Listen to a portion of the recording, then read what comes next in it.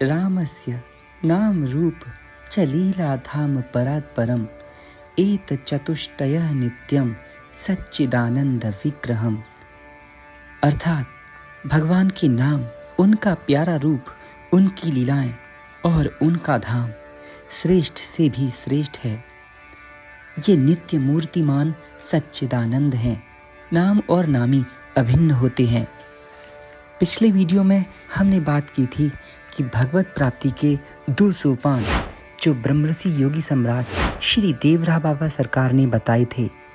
पहला सोपान है धीरे धीरे अपने शरीर का अलग से अनुभव करो, यानी आप देह नहीं चैतन्य आत्मा हो। यही विद्या है। अपनी सत्या का अलग से अनुभव करना होगा। और दूसरा सोपान सब कुछ अपने में ही है, यानी सब कुछ अपनी ही आत्मा का विस्तार है। तभी प्रेम का द्वार खुलता है और ऐसी स्थिति में भक्त के लिए सारा विश्व ही उसका परिवार हो जाता है। फिर जाति, धर्म और देश के बंधन नहीं रहते, क्योंकि सब कुछ वासुदेवमय ही दिखाई देता है। ठीक यही स्थिति नामदेव जी की थी। पंढरपुर की कार्तिक यात्रा का मेला लगा था। अनेकों साधु संत पधारे। एकादशी का निर्जल उपवास करके द्वादशी के दिन पारण के लिए सभी उतावले दीख पड़े थे। कोई आटा सानता, कोई रोटी बनाता, कोई रसोई बनाकर भगवान का भोग लगाता था। और इस भीड़ में श्री हरि का एक भक्त था, नामदेव। नामदेव बहुत भगवत प्रेमी थे और श्री देवरा बाबा द्वारा बताई भक्ति के इस दूसरे सोपान को पहुंच गए थे। नित्य प्रति इसी में जीते थे। इसी बीच एक काला कुत्ता वहां आ गया। साधुओं की एकादशी का उस पर काफी असर दिख रहा था, जैसे वो भी पहले दिन व्रत हो। कदाचित पहले दिन कुछ भी न मिलने से वो कुत्ता बड़ा भूखा था। किसी के आटे में मुंह डालता, किसी को पकी रोटी छूता और किसी की परोसी थाली में ही मुंह डालने लगता। प्रत्येक साधु उसको दुत्कारती, मारता और भगाता। कोई कहता, अरे इसने हमारा अन्न छू लिया, अब ये खाने योग्य नहीं बचा, इस कुत्ते को भगाओ यहाँ से। दूसरा महात्मा कहता, अरे ये काला कुत्ता है, धर्मशास्त्रों में पढ़ा है कि इसकी छूत नहीं लगनी चाहिए।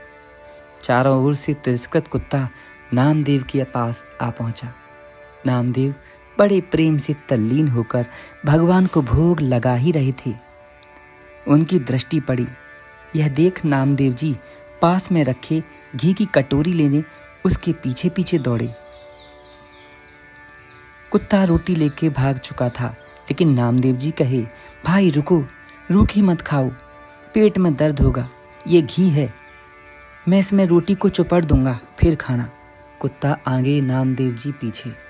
कुत्ता दौड़ते दौड़ते कांटों में कूद गया। पीछे नामदेव भी भगवत प्रेम में मस्त होकर कांटों में घी की कटोरी लेकर कूद गए। यह प्रेम देखकर कुत्ते में से ही भगवान प्रकट हो गए। सभी साधु महात्मा नामदेव की जो हंसी कर रहे थे, अचानक जय जयकार करने लगे। उस कुत्ते में से भगवान विष्णु ने प्रकट होकर अमोघ वाणी में कहा, नामदेव, सचमुच तुम्हारी सभी प्राणियों में समान दृष्टि है। यहाँ जुटे हुए महात्माओं की अभी वो दृष्टि नहीं, पर तुमने सर्वत्र समदृष्टि रखने का मेरे आदेश का पालन किया। ये कहकर श्वान रूप भगवान अंतर्ध्यान हो गए। वो कुत्ता गायब हो गया। उपस्थित सभी साधु महात्मा नामदेव के भाग्य की सराहना करने लगे और भगवान को खिलाने का अवसर, ये जो खोया था, उसके लिए पछताने लगे। लेकिन नामदेव जी की ये स्थिति कैसे पहुंची? ये भगवत प्राप्ति का दूसरा सोपान जो बाबा ने बताया था, कैसे? तो प्यारे मित्रों, बाबा ने ये भी बताया है, नाम, रूप, लीला और उनके धाम में जो तल्लीन रहता है, उसी को अधिकार है प्रभु के प्रेम का। जो मैं और मेरा नहीं करता, उसी को अधिकार है उनकी लीला में प्रवेश करने का।